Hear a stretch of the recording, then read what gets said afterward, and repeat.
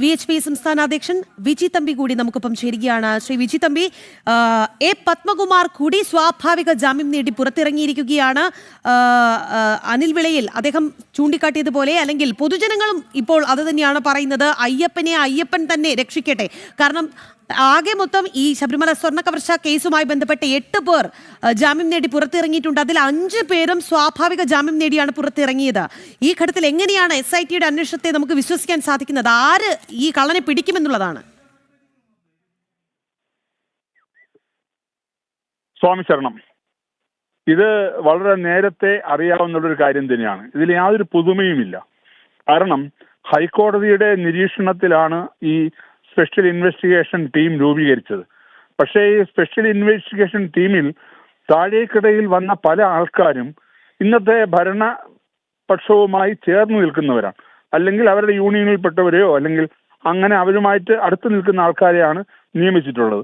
അത് തന്നെ കേസിനെ അട്ടിമറിക്കാനാണ്.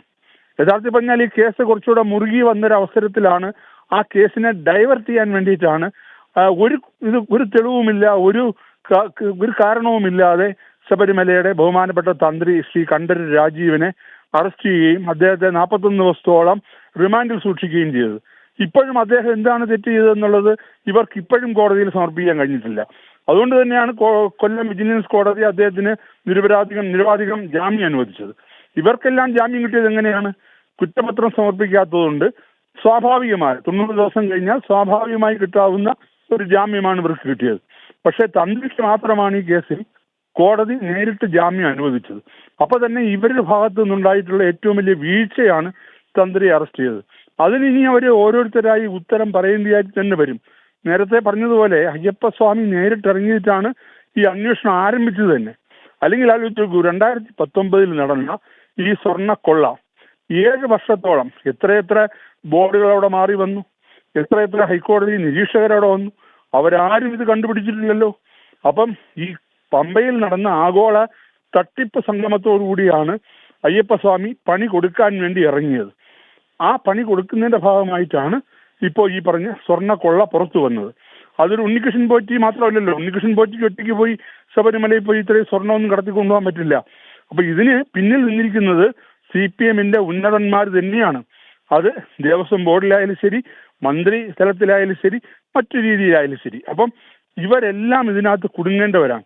പക്ഷേ ഈ SIT എന്ന് പറയുന്ന ഈ അന്വേഷണ സംഘം ഇവരെയൊക്കെ ഒഴിവാക്കാൻ അല്ലെങ്കിൽ ഇവരെയൊക്കെ രക്ഷിക്കാൻ വേണ്ടി നടത്തിയ ഗൂഢതന്ത്രങ്ങളാണ് ഇത്രയും കാലം മുന്നിൽ പൊയ്ക്കൊണ്ടിരുന്നത്.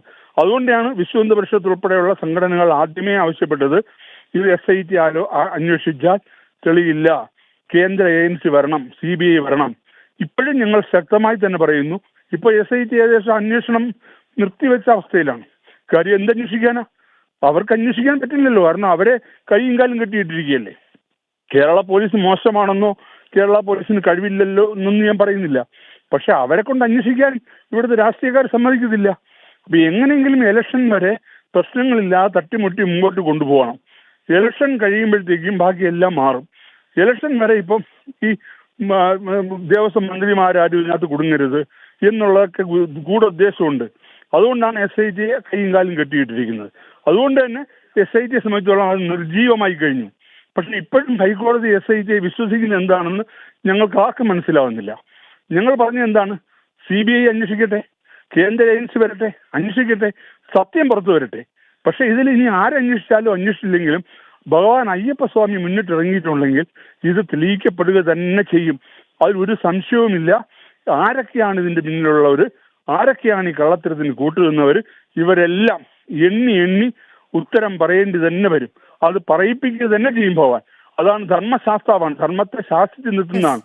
വളരെ നന്ദി. വിജി തമ്പി ഈ അവസരത്തിൽ ഞങ്ങളോട് പ്രതികരിച്ചതിന്.